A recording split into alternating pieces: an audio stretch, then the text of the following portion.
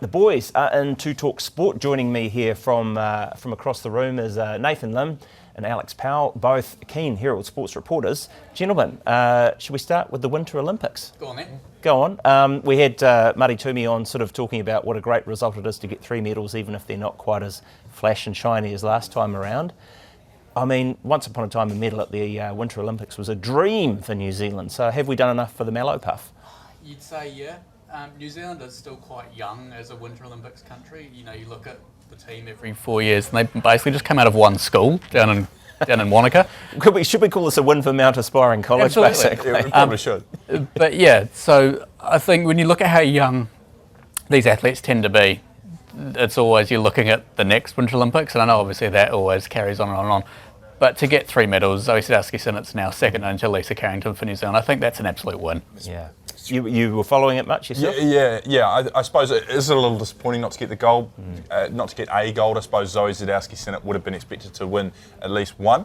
But having said that, you know, becoming the second equal most decorated Olympian, that is an incredible achievement. I foresee, you know, high school gymnasiums emblazoned with her picture up and down the country in the future, and you know, she hasn't indicated at all that she's done, so she could go even further when we do look ahead to the next game. So that's got to be a real highlight and something to be celebrated. Yeah, I guess, and like you say, with sort of at such a young age, and hopefully as long as the body holds up, they're great. Hey, look, I was at a concert on Saturday night, and they didn't need a warm-up act because everyone was talking about that shocking result from the Phoenix, and most importantly, the coach quitting basically, effectively. What's gone on there, Nathan? I suppose it's the nature of the loss. You know, Giancarlo Italiano resigned immediately after the 5-0 defeat, and he talked in the press conference about how it's just unacceptable, and if, you know, his favourite team lost to their arch rivals 5-0, he'd want the coach to resign.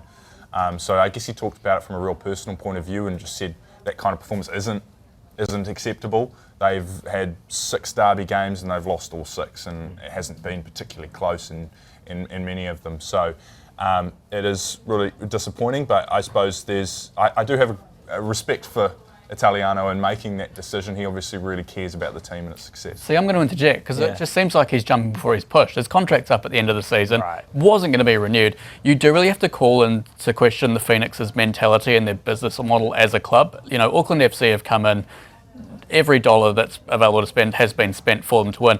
The Phoenix's whole operation seems to just be develop young players and then sell them on for huge profits, which they did brilliantly a few years ago when they got to that, you know, that run all the way to the semi-final.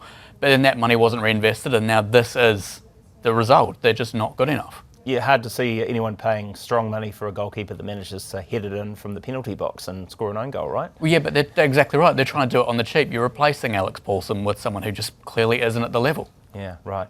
And I guess as well, if it's seven in a row, or 6 in a row, sorry, that they'd lost there, should he have gone earlier? Potentially. The Phoenix were having a really rough season. I would have been surprised if he had gone earlier, and he has shown some good signs over I suppose his entire tenure, but this year has just been shocking for the Phoenix. If we talk about Auckland, what are they, sort of second on the table at the moment, if they got hopes of hanging on to that premiership? Yeah. I think they absolutely should. You know, they probably did learn their lesson last season about peaking too early and now just leaving their run late. Winning the Premier's Plate, while a very good achievement, doesn't actually mean much if you're not lifting the A-League title itself a few weeks later, which is what happened to them last year. So I think they'll have taken that on board and they'll know when they actually need to start trying to peak. Mind you, as Boris Johnson said to me once, it's good to have peaked at all. Gentlemen, that is sport for us this morning. Nathan Limm and Alex Powell, thank you very much for your time.